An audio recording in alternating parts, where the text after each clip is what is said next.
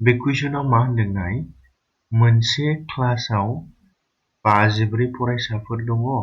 बे फरायसाफोरनि average एजआ 37 years.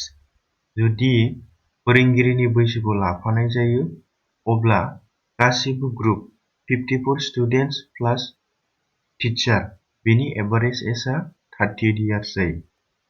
अब्ला फोरोंगिरिनि बैसोआ बेसेबां जागोन जों बेखौ दिहुननांगौ।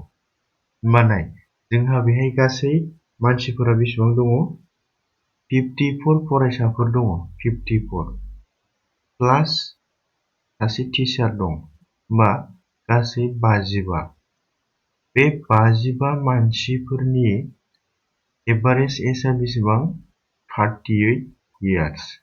कुइसनावनो होनाय दंखायो होल ग्रुपनि इयार्सआ। होमबा बेहाय बे 55 मानसिफोरनि एभारेज एजआ 38 माने मा गासैबो मानसिफोरनि एजआ 38 जागोन।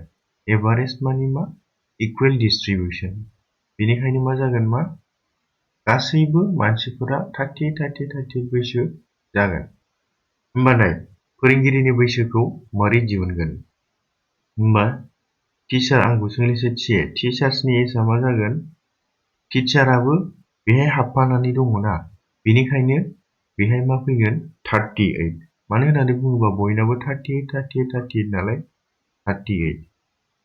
टीचार हाबनाय लोगो लोगोनो एभारेज एजआ बारायदोंना 37 निफ्राय 38 फैदों। बेनिखायनो जों मा खालामगोन प्लास होगोन।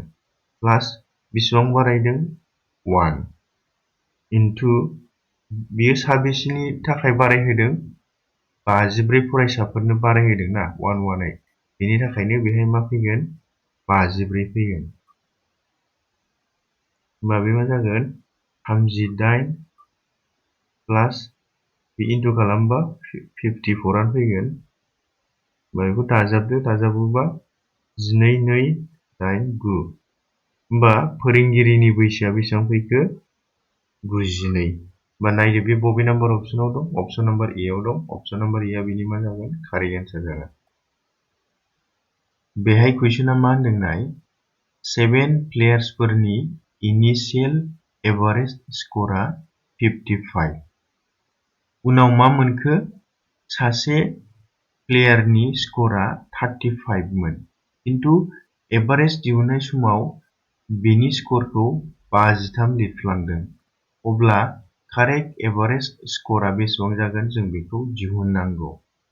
होमबा जोङो कारेक्ट एभारेज स्क'रखौ दिहुननो थाखाय गिबियावनो मा खालामनांगोन जों बेसेबां बारा एबा खम लिरफ्लांदों बेखौ दिहुननानै लाग्रोनांगोन। होमबा नाय एक्चुएलआ बेना बेसेबांमोन 35 मोन किन्तु बेखौ बेसेबां लिरदों 53। होनबा जोङो मा बारा लिरफ्लांदों। होमबा बेसेबां बारा लिरदों जों बेखौ दिहुननानै लाग्रोनोसै। होमबा 53 लिरफ्लांदों बेसेबांनि जायगायाव 35 नि जायगायाव। होमबा बे बेसेबां जागोन दानख'योबा 8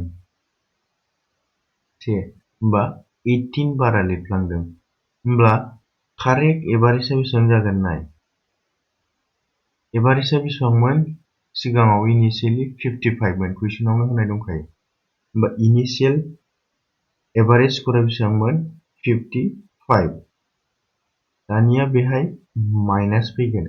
मानो होननानै बुङोबा सासेनि स्क'रखौ जोङो 35 नि जायगायाव 53 लिरफ्लांदों थारमाने मा बारा लिरफ्लांदों। बेसेबां बारा लिरफ्लांदों 18 बारा लिरफ्लांदों।